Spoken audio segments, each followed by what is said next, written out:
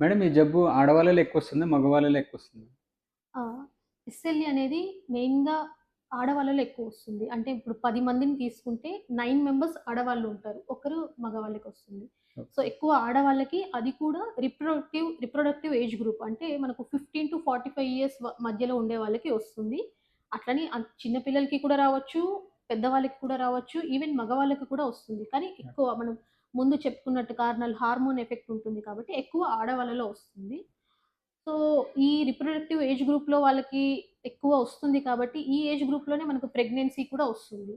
So, pregnancy అనేది దీంట్లో కొంచెం కాంప్లికేటెడ్ ఉంటుంది. ఓకే. ప్రెగ్నెంట్ అవ్వరని కాదు, పిల్లలు పుట్టరని కాదు. కానీ ప్రెగ్నెన్సీ అనేది మీరెప్పుడు ఎస్ఎల్‌ఈ ఉండేవాళ్ళు ఎప్పుడు ప్లాన్ చేసుకోవాలంటే, మనకు జబ్బు అనేది 6 మంత్స్ అట్‌లీస్ట్ 6 మంత్స్ ముందు కంట్రోల్ ఉండాలి. 6 మంత్స్ నుంచి జబ్బు నీకు స్టేబుల్‌గా ఉంటే అప్పుడు మీరు ప్రెగ్నెన్సీ ప్లాన్ చేసుకోవచ్చు. ఓకే.